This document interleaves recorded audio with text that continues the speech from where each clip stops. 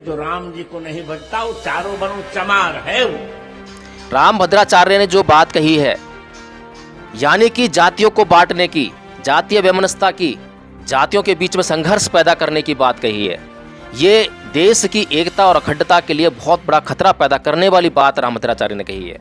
इनके खिलाफ जो है देशद्रोह का तुरंत प्रभाव मुकदमा दर्ज किया जाना चाहिए। मेरे ऊपर लगातार बचपन से अत्याचार कर रही थी, तो उन्होंने ना तो नाई के खिलाफ कोई एफआईआर लिखवाई, ना उस अध्यापक के खिलाफ एफआईआर लिखवाई, ना उस प्रोफेसर के खिलाफ एफआईआर लिखवाई जहाँ पर वो पढ़ाने गए, वहाँ पे अछूतपन का अत्याचार हुआ उन पे जो है, और ना ही उस दफ्तर में उन कर्मचारियों के खिलाफ, उस चपरासी के खिलाफ एफआईआर लिखवाई, से फेंक कर जो है फाइल दी थी।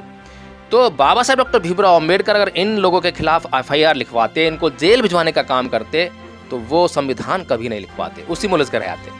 वो इस देश के दलितों को न्याय कभी नहीं दिला पाते, उसी में उलझ कर रह आते। क्योंकि बाबा साहेब की लड़ाई अपने एक मात्र व्यक्ति की लड़ाई नहीं थी, बल्कि पूरे सिस्टम से लड़ाई थी। उस सिस्टम को चेंज करना था। मैं लगातार ये बात, प्रताप सिंह जी वो ईवीएम का मुद्दा लड़ रहे हैं, तो ईवीएम का जो मुद्दा है वो सत्ता की प्राप्ति में एक अहम मुद्दा है। वो कहा जाता है कि हाँ लड़ाई ये सही लड़ाई है, असली लड़ाई है। अगर ईवीएम जो है हमारा वोट देने का अधिकार है उसको खा रही है, तो उस वोट के अधिकार को बचाने के लिए ईवीएम का वहाँ नहीं रहना या उसको नष्ट करना बहुत जरूरी है। मैं बार बार जो है इस देश के लोगों को बताने का काम करता हूँ, समझाने का काम करता हूँ, लेकिन दुर्भाग्य इस बात का यह है कि इस देश का जो जिसे बहुजन मीडिया कहते हैं, वो भी इस तरफ जो तवज्जो नहीं देता है। और तमाम जो नेता हैं उनके तो मैं हालात ही क्या बताऊँ। मैं बार बार वीडियो बनाता रहा हूँ, लेकिन होता यह है कि मेरी आलोचना को जो है उनकी बुराई समझकर, मेरे भीतर जो है घृणा द्वेष की भावना समझकर जो है लोग मेरे ही खिलाफ खड़े हो जाते हैं। मैं लोगों के कल्याण की भावना रखता हूँ, लोगों के कल्याण की बात करता हूँ। मैं गारंटी से कहता हूँ कि अगर जो लोग मेरी आलोचना करने वाले हैं किसी भी विषय पर, मेरे सामने आ जाइए, मुझसे बैठकर बात कीजिए, डिस्कशन कीजिए, बताइए कि मेरी बात जो है कहाँ पर गलत है। मैं उन तमाम नेताओं की जिनकी आलोचना करता हूँ उनके सामने बैठकर वही बात जो मैं यहाँ पर बोलता हूँ, यूट्यूब चैनल के माध्यम से जो लोग मेरी बातें सुनते हैं, मैं वही बातें उनके सामने बैठकर करने के लिए तैयार हूँ कि मैं बड़ी ईमानदारी से बातें करता हूँ, बड़ी सच्चाई से बातें करता हूँ। अगर मेरे भीतर जो है द्वेष हो, घृणा हो, और मैं द्वेष रंजित होकर, राग रंजित होकर, घृणित होकर अगर किसी के खिलाफ कोई बात कहूँ, तो मैं उनका सामना कभी नहीं कर पाऊँगा। लेकिन मैं 22 जनवरी को जो है अयोध्या के राम मंदिर में जो राम की मूर्ति है उसकी प्राण प्रतिष्ठा होने जा रही है, उस मंदिर का उद्घाटन होने जा रहा है। अगर हे चमारो जाग गए हो, समझ में आ गया है कि ये जो शब्द तुम्हारे लिए प्रयोग में लाए गए हैं ये निंदनीय हैं, अपमानजनक हैं, तिरस्कार करने वाले हैं, तो 22 जनवरी को प्रण ले लो कि बहुत बड़े पैमाने पर हिंदू धर्म को छोड़ोगे और बाबा साहेब डॉक्टर भीमराव अंबेडकर के द्वारा दिखाए गए मार्ग यानी बौद्ध धर्म को आप स्वीकार। अब ये नारा देते हैं जय श्री राम। जय का मतलब क्या है? जिस व्यक्ति का जय और पराजय से संबंध हो, और कौन सी जय कौन सी पराजय? अपने ऊपर जय नहीं, बल्कि बाहर के संसार पर जीत हासिल करना, बाहर के संसार को जीतना, इनकी जीत उसमें है। जबकि भगवान बुद्ध के लिए कभी बोलते हैं जय बुद्ध? कभी नहीं सुना होगा। जय बुद्ध आपने कभी नहीं सुना होगा, क्योंकि भगवान बुद्ध की जय और पराजय से कोई मतलब ही नहीं है। वो विजेता है जिसने अपने आप को जीत लिया है, और जिसने अपने आप को जीत लिया हो उसको किसी को जीतने की आवश्यकता ही नहीं पड़ती। बाहर के नमस्कार, आप देख रहे हैं एनबी न्यूज 24x7 नीलम बोध के साथ। साथियों, अक्सर आपने कहावत तो सुनी होगी कि जाति है कि जाति नहीं।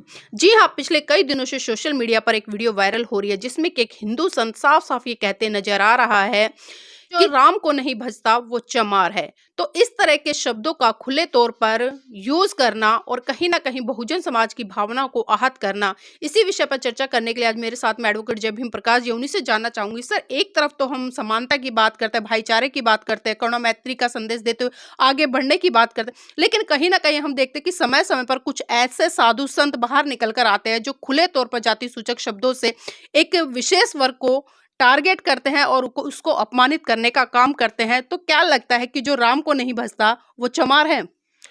जी, जो रामभद्राचार्य जी जो कमेंट कर रहे हैं कि जो राम को नहीं भजता वो चमार है, अगर यही डेफिनेशन है चमार होने की, तो मैं ये समझता हूँ कि हिंदुओं का एक वो वर्ग जो केवल राम को जपता है, किसी और को नहीं जपता, जी यानी जो राधे राधे करता है, कृष्णा कृष्णा करता है या शिव की भक्ति करता है, यानी कि सिर्फ राम को जपता है और किसी और को नहीं जपता, तो वो भी चमार है।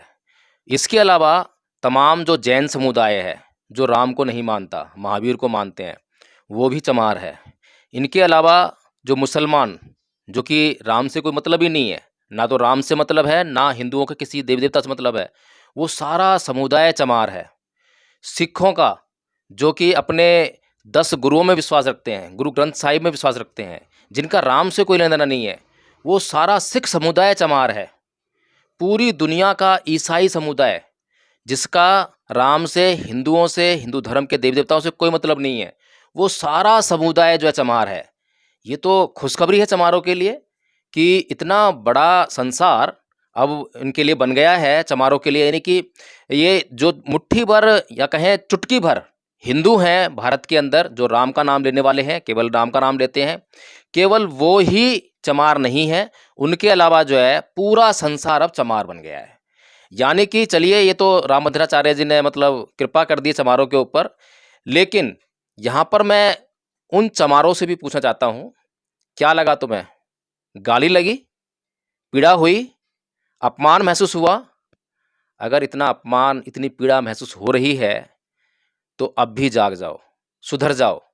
परम पूज्य बाबा साहब डॉक्टर भीमराव अंबेडकर ने 1935 में तुम्हें यह कहा था, यही बात को देखते हुए, कि इस धर्म में तुम्हारे लिए कोई जगह नहीं है। इस धर्म में तुम्हारे लिए निंदा, अपमान, तिरस्कार, गालियाँ, जूते, चप्पल, हत्याएं, बलात्कार, यही सब है। तो नीलम जी, डॉक्टर भीमराव अंबेडकर ने तो 1935 में इस समाज को बता दिया था, लेकिन ये समाज है कि अपने उस महान पुरुष पर, जिसे दुनिया सिंबल ऑफ नॉलेज कहती है, अमेरिका द सन कहती है, इंडिया ने खुद उसको द ग्रेटेस्ट इंडियन का खिताब दिया, ऐसे महानतम व्यक्ति पर, जो कि विश्व के 5 विद्वानों में से एक गिना जाता है, उस पर विश्वास नहीं करते। वही चमार जिनको आज गाली पड़ रही है। अगर रामभद्राचार्य के शब्द उनको गाली की तरह चुभ रहे हैं, तो उन्हें आज तो कम से कम समझ में आनी चाहिए कि हिंदू धर्म में तुम्हारे लिए कोई जगह नहीं है। 22 जनवरी को जो है अयोध्या के राम मंदिर में जो राम की मूर्ति है, उसकी प्राण प्रतिष्ठा होने जा रही है। उस मंदिर का उद्घाटन होने जा रहा है। अगर हे चमारो जाग गए हो, समझ में आ गया है कि ये जो शब्द तुम्हारे लिए प्रयोग में लाए गए हैं, ये निंदनीय हैं, अपमानजनक हैं, तिरस्कार करने वाले हैं, तो 22 जनवरी को प्रण ले लो कि बहुत बड़े पैमाने पर हिंदू धर्म को छोड़ोगे और बाबा साहेब डॉक्टर भीमराव अंबेडकर के द्वारा दिखाए गए मार्ग यानी बौद्ध धर्म को आप स्वीकार करोगे। सर, आप हिंदू धर्म को छोड़ने की बात करें, लेकिन मैं देख रही हूँ कि सोशल मीडिया पर तमाम बुद्धिजीवी लोगों की इस बात पर प्रतिक्रिया आ रही है और ये कहते नजर आ रहे हैं कि पूरे भारत देश में श्री रामभद्राचार्य के खिलाफ FIR दर्ज कर देनी चाहिए ताकि इसको सबक मिले किसने किससे पंगा लिया है। देखिए, ये सरकार जो है, जिसे मनुवादी सरकार हम लोग कहते हैं, हालांकि रामभद्राचार्य के बयान के खिलाफ नहीं जाएगी, ना उसकी ऐसी मंशा है। जो रामभद्राचार्य ने जो स्टेटमेंट दिया है, वो नेशनल सिक्योरिटी एक्ट, यानी कि ऐसी बातें जो राष्ट्रीय सुरक्षा को खतरा पैदा करती हों, उसमें उसके खिलाफ जो है मुकदमा दर्ज होना चाहिए। सीधे सीधे देशद्रोह का मामला है। देशद्रोह किसे कहते हैं? जो अपने ही देश से विद्रोह कर दे, उसे देशद्रोह कहते हैं। यानी कि अपने देश की राष्ट्रीय एकता व अखंडता के खिलाफ कोई शब्द, कोई भावना को भड़काने वाली बात कहे, तो वो देशद्रोही होना कहलाया जाता है। रामभद्राचार्य ने जो बात कही है, यानी कि जातियों को बांटने की, जातीय वैमनस्यता की, जातियों के बीच में संघर्ष पैदा करने की बात कही है, ये देश की एकता और अखंडता के लिए बहुत बड़ा खतरा पैदा करने वाली बात रामभद्राचार्य ने कही है। इनके खिलाफ जो है देशद्रोह का तुरंत प्रभाव से मुकदमा दर्ज किया जाना चाहिए और FIR दर्ज होते ही इनकी गिरफ्तारी होनी चाहिए और गिरफ्तार करके इनको जेल भेज देना चाहिए। बेशक बाद में जो है इनकी उम्र को देखते हुए, इनके अंधेपन को देखते हुए, इनके लूले लंगड़ेपन को देखते हुए बेशक कोर्ट जो रियायत देते हुए इनको छुटकारा दे दे, लेकिन देश के लोगों को राष्ट्रीय एकता अखंडता बनाए रखने के लिए सीधे सीधे संदेश जो है इस देश के कोर्ट को देना चाहिए कि ऐसा कोई भी स्टेटमेंट अगर कोई भी व्यक्ति घृणित मानसिकता के द्वारा देता है तो उसके खिलाफ जो है ऐसी कठोर कार्रवाई की जाएगी। सर ये पहला स्टेटमेंट नहीं है, इससे पहले भी हमने देखा था कि जिस तरह से इन्होंने खुले मन से कहा था, मरे मुलायम काशीराम जोर से बोलो जय श्री राम। तो इस तरह के संत आखिर क्या संदेश देना चाहते हैं, किस तरह से ये मतलब एक देश में सद्भावना बना के रखना चाहते हैं? देखिए नीलम जी, ये संत जो हैं निहायत ही मूर्ख लोग हैं, क्योंकि ये समझते नहीं धर्म क्या है, धर्म का मतलब क्या है। अब ये नारा देते हैं जय श्री राम। जय का मतलब क्या है? जिस व्यक्ति का जय और पराजय से संबंध हो, और कौन सी जय कौन सी पराजय, अपने ऊपर जय नहीं, अपनी जीत नहीं, बल्कि बाहर के संसार पर जीत हासिल करना, बाहर के संसार को जीतना, इनकी जीत उसमें है। जबकि भगवान बुद्ध के लिए कभी बोलते हैं जय बुद्ध? कभी नहीं सुना होगा। जय बुद्ध आपने कभी नहीं सुना होगा, क्योंकि भगवान बुद्ध की जय और पराजय से कोई मतलब ही नहीं है। वो विजेता है जिसने अपने आप को जीत लिया है, और जिसने अपने आप को जीत लिया हो उसको किसी को जीतने की आवश्यकता ही नहीं पड़ती। बाहर के संसार को तो जीतने की आवश्यकता ही नहीं है, क्योंकि बाहर का संसार स्वयं भीतर के संसार से, जो हमारे भीतर जो संसार बसा हुआ है, काम क्रोध मोह लोभ द्वेष तृष्णा ईर्ष्या, इसका जो संसार हमारे भीतर बसा हुआ है, इसी से बाहर के संसार का निर्माण हो रहा है। मैं किस प्रकार की भाषा प्रयोग में ला रहा हूं, उसी से मेरे सामने वाला व्यक्ति भाषा का प्रयोग करने वाला है। बाहर का व्यक्ति बेशक मुझे गाली दे रहा हो, लेकिन मैं अगर उसे गाली नहीं दे रहा हूं, बेशक बाहर का व्यक्ति हिंसा कर रहा हो, लेकिन मैं उसका हिंसा नहीं कर रहा हूं, तो मुझसे बाहर का संसार निर्धारित होता है। मैं बाहर के व्यक्ति को समझा सकता हूं, उसकी हिंसा को रोक सकता हूं, उसकी गालियों पर काबू पा सकता हूं, क्योंकि मेरे भीतर का निर्माण हो गया है, मैंने भीतर से विजय प्राप्त कर ली है। तो जय श्री राम का नारा चाहे जितनी मर्जी बार चिल्ला हो, जैसे मर्जी चिल्ला हो, जब जय श्री राम आप कह रहे हो तो वो जय यानी कि वो इस संसार में विचरने वाला एक प्राणी होता है, साधारण मनुष्य है।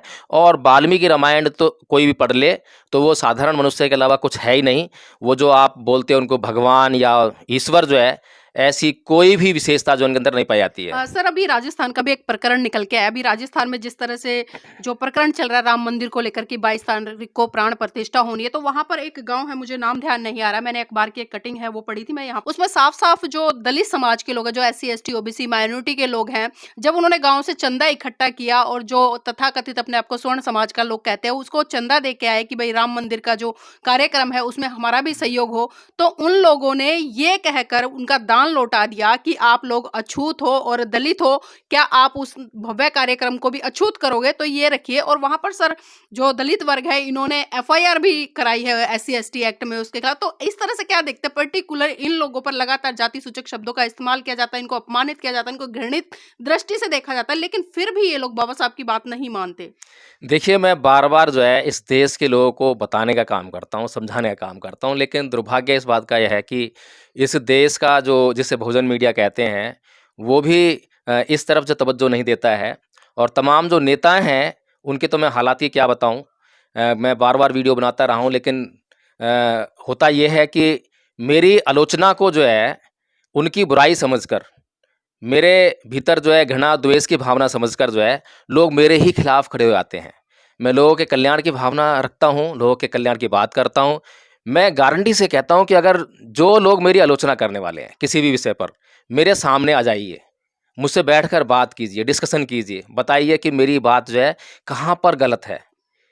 मैं उन तमाम नेताओं की जिनकी आलोचना करता हूँ उनके सामने बैठकर वही बात जो मैं यहाँ पर बोलता हूँ, YouTube चैनल के माध्यम से जो लोग मेरी बातें सुनते हैं, मैं वही बातें उनके सामने बैठकर करने के लिए तैयार हूँ, कि मैं बड़ी ईमानदारी से बातें करता हूँ, बड़ी सच्चाई से बातें करता हूँ। अगर मेरे भीतर जो है द्वेष हो, घृणा हो, और मैं द्वेष रंजित होकर, राग रंजित होकर, घृणित होकर अगर किसी के खिलाफ कोई बात कहूँ तो मैं उनका सामना कभी नहीं कर पाऊंगा।